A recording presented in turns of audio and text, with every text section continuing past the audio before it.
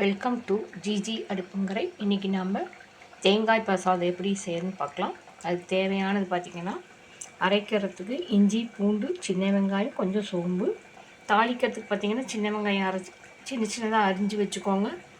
கொஞ்சம் புதினா தழை, ஒரு பச்சை மிளகாய், எண்ணெயில் போட பட்டை, கிராம்பு, ஒரு பிரிஞ்சி இலை, ரோஸ் முக்கு, இதெல்லாம் நம்ம தாளிக்கிறதுக்கு எடுத்துக்கலாம். தேங்காயை அரைச்சி நான் 1 டம்ளர் பால் திக்காக எடுத்துருக்கேன். அதுக்கப்புறம் நம்ம தண்ணி சேர்த்தோம்னா சேர்த்திக்கலாம், இல்லைன்னா 2-3 தடவை தேங்காயை அரைச்சி அந்த தண்ணியாக பால் எடுத்து வச்சுக்கலாம். பச்சரிசி ஊற வச்சாச்சு. வாங்க எப்படி செய்கிறதுன்னு பார்க்கலாம். நெய் கடைசியாக ஊற்றுங்க. முதலையே நெய் ஊற்றுனீங்கன்னா அது ஒரு மாதிரி சாதம் முருகனை மாதிரி ஆயிடும். எண்ணெய் ஊற்றி நல்லா காஞ்ச பிறகு அதில் இந்த பட்டை, கிராம்பு, பிரிஞ்சி இலையெல்லாம் எடுத்து வச்சுருக்கோம், அதெல்லாம் போட்டுருங்க. அது நல்லா வணங்கணும்.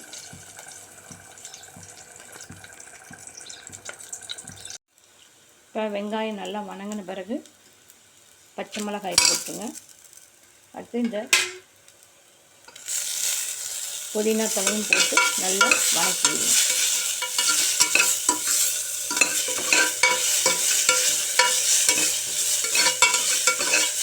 இது நல்லா வணங்கின பிறகு அரைச்சி வச்சுருக்கிற வெங்காயம், பூண்டு, இஞ்சி, சோம்பு, இந்த அரைச்சதை இதில் ஊற்றி இதையும் வணக்கிடுங்க.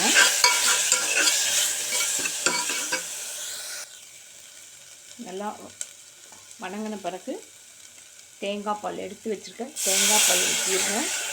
அதோடு இன்னும் 1 டம்ளர், அதே அளவில் இன்னொரு டம்ளர் தண்ணி ஊற்றி உப்பு போட்டு நல்லா கொதிக்க விடுங்க.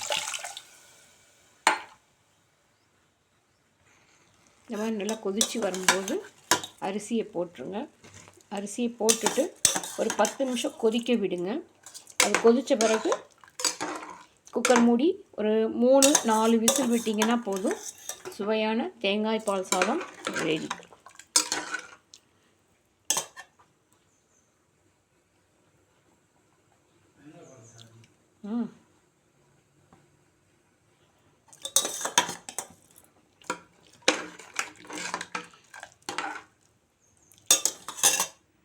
தேங்காய் பால் சாதம், அது தொட்டுக்க காளான் கிரேவி ரெடி. செஞ்சு பாருங்கள், சாப்பிட்டு பாருங்கள், டேஸ்ட் பண்ணுங்கள். என் சேனல் ஃபாலோ பண்ணுங்கள், சப்ஸ்கிரைப் பண்ணுங்கள், லைக் பண்ணுங்கள்.